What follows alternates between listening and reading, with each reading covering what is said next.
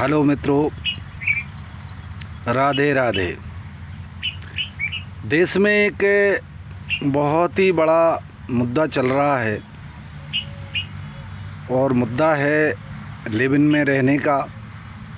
और इस संबंध में जो है प्रेमानंद जी, अनिरुद्धाचार्य जी ने जो भी शब्द बोले हैं तो उसमें बहुत कम लोगों ने उसका विरोध किया है, अधिक लोगों ने समर्थन किया है। क्योंकि अनेक जगह संबंध स्थापित करने वाली महिलाओं को या पुरुषों को जो भी शास्त्र सम्मत नाम दिया गया है वो उन्होंने बोला है। उसमें जी, अनुरोध, निवेदन, श्रीमान आदि नहीं लगाया है। मित्रों, इसमें आदरणीय हमारे दोनों संतों ने जो भी कहा है उसमें मूल कृति वह बताना भूल गए हैं। वो मूल कृति है महिला और पुरुष के बीच में जो शारीरिक प्रक्रिया है, भावनात्मक रूप से, मानसिक रूप से, शारीरिक रूप से वह पूर्णतः भिन्न है। इसको हम दूसरे ढंग से लेते हैं। मनोविज्ञान में जब हम जाएं और एक मनोविज्ञान चिकित्सक से पूछें तो कि महिला कौन सी है, पुरुष कौन सा है और उसमें क्या क्या भेद होना चाहिए, तो निश्चित ही मनोवैज्ञानिक जो डॉक्टर होगा वो हमें शारीरिक ही भिन्नता नहीं बताएगा, भावनात्मक और संरचना की जो प्रक्रिया है उसको भी भिन्न बताएगा। आइए हम इसको समझें। ये भिन्नता को अगर हमें समझना है तो पश्चिमी देशों में चलें। एक महिला के अंदर ममता, प्रेम, त्याग, भावना, स्थिरता, धर्म, चरित्र, इन सब चीज़ों का पूरा समावेश एक महिला में होता है। पश्चिमी देश में जब हम पहुंच रहे हैं तो पश्चिमी देश में क्या हो रहा है, पुरुष के बराबर खड़े होने के भाव से जो भी महिला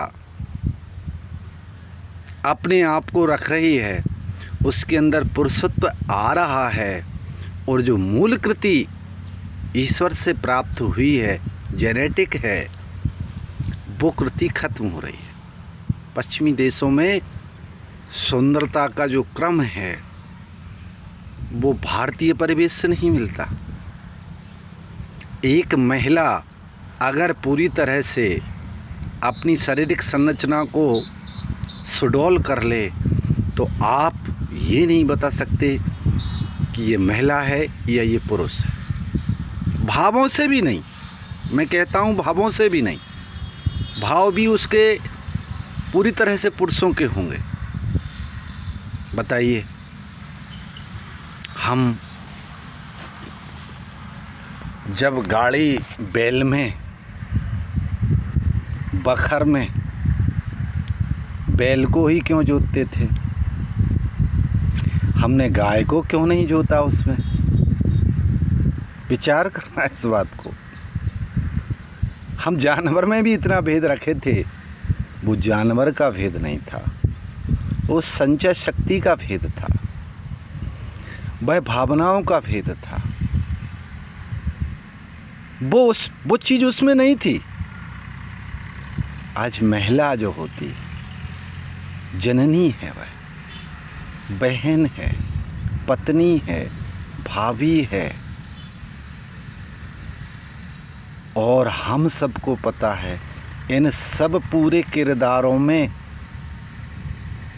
एक घर का निर्माण महिला ही करती है।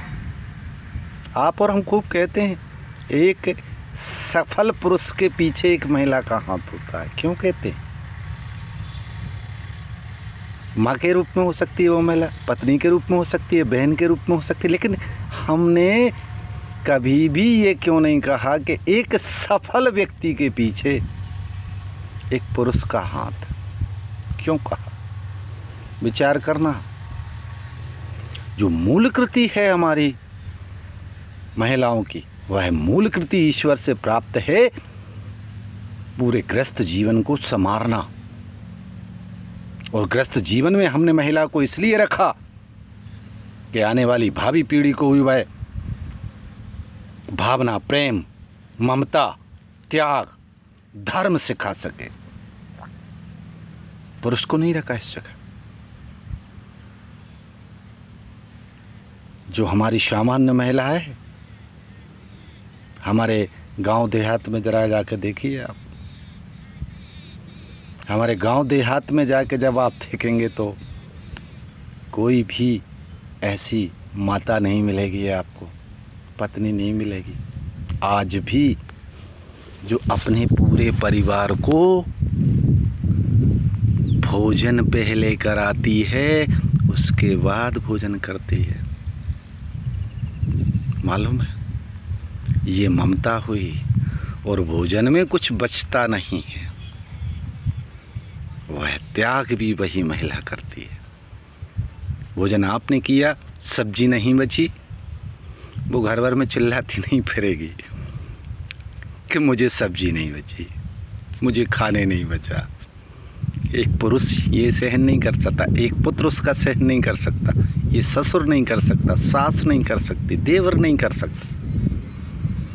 लेकिन एक महिला इस चीज़ को सहन करती है कि अगर नहीं बचा कोई बात नहीं, आज हमारा काम नमक से, मिर्च से ही चल जाएगा।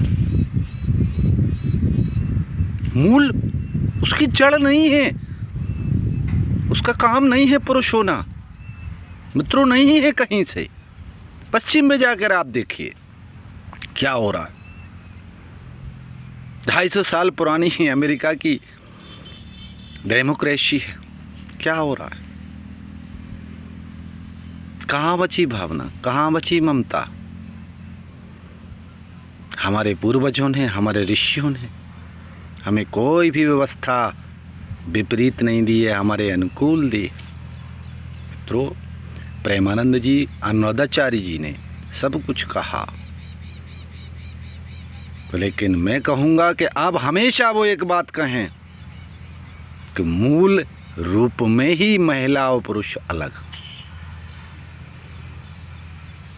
महिला आक्रामक नहीं होती, हमें पता है। पुरुष आक्रामक होता है, ये उसका स्वभाव है, जेनेटिक है, जन्म से आया है। महिला आक्रामक क्यों नहीं होती? इसीलिए नहीं, क्योंकि उसके स्वभाव। लेकिन हम उसको आक्रामक बनाने की शिक्षा दे रहे नहीं। वह हमारी कृति है, हमारे देश का नहीं, पूरी दुनिया का। महिला ही संपूर्ण चरित्र है, हर जनरेशन को बनाने वाली महिला है। आने वाले समय का निर्माण करेगी, महिला ही करेगी। अनपढ़ महिला भी चरित्र निर्माण में भागीदार है। क्यों? महिला के कहने का असर पुरुष पे होता है। पुरुष का पुरुष पे ना हो, लेकिन महिला का होगा, माँ के रूप में, बहन के रूप में, भाभी के रूप में। हर एक क्षेत्र में महिला का प्रभाव होता है, सौंदर्य का प्रतीक होती है। हर एक पूरे अच्छे से अच्छे गुण जो है महिला को समर्पित किए। मित्रों, आदरणीय पूज्यपाद संत जो भी कह रहे हैं, वो अपने लिए नहीं कह रहे हैं, संपूर्ण समाज के लिए कह रहे हैं। मानना ना मानना हमारा विषय है, लेकिन उस चीज़ को जानना हमारा विषय जरूर बनता है। कितने ही लोग, कितनी ही महिलाएं क्या नाम दें हम आपको? वैश्या को क्या बोलें? परपुरुष से संपर्क करने वाली, एक से अधिक व्यक्तियों से संपर्क करने वाली महिला को क्या नाम दें? तो मित्रों, पुरुष और महिला दोनों अपनी प्रकृति से अलग हैं। पुरुष जो है कठोरता और शक्तिशाली भाव का व्यक्ति होता है, महिला इसके विपरीत होती है। आज कठोरता के कारण आप क्या देख रहे हो? आप महिला और हत्या करे किसी की ये कैसे संभव हो गया? ऐसे ही संभव हो गया। हम उनका समर्थन करते हैं और पूरे देशवासियों से आह्वान करते हैं कि हमें हमारी महिला को सुरक्षित रखना है। आज़ादी का अर्थ ये नहीं है कि कपड़े छोटे पहने जा, लिविंग में रहा जा। आज़ादी का अर्थ होता है पुरानी कुरीतियों से बाहर निकलना। आज़ादी का अर्थ ये कदापि नहीं होगा कि आप महिला को वो चीज़ें डाल दें, उनके अंदर वो भाव ले रख दें जो पुरुषों के होते हैं। नहीं, महिला को महिला ही होना चाहिए। आधुनिक परिवेश में महिला को जागरूक होना आवश्यक है। आधुनिक परिवेश में महिला को पढ़ना आवश्यक है। आधुनिक परिवेश में महिला की आज़ादी सुनिश्चित करना जरूरी है। लेकिन क्या हम और आप ये चाहेंगे कि उस आज़ादी का परिभाषीकरण हम ऐसे करें कि महिला को एक दुकान की वस्तु बना दें, उसमें ऐसे भाव डाल दें? नहीं, मैं महिलाओं से भी, माताओं बहनों से भी निवेदन करता हूँ, ये हमारा समाज नहीं है। हम पश्चिम को देख के अगर कुछ कर रहे हैं तो पश्चिम को आपको दूसरे बिंदुओं में भी देखना होगा कि पश्चिम में इन सब चीज़ों के कारण वहाँ क्या हो रहा है। मैं तो छोटा सा विचारक हूँ और आप सभी के सामने मैंने अपनी बात रखी। महिला महिला है, पुरुष पुरुष है। आप सभी से हम निवेदन करते हैं कि महिला को आज़ादी दो, आधुनिक आज़ादी दो, लेकिन नैतिक रूप से वह नीचे गिर जाए, वो आज़ादी को स्वीकार ना करें। जय श्री राधे कृष्णा।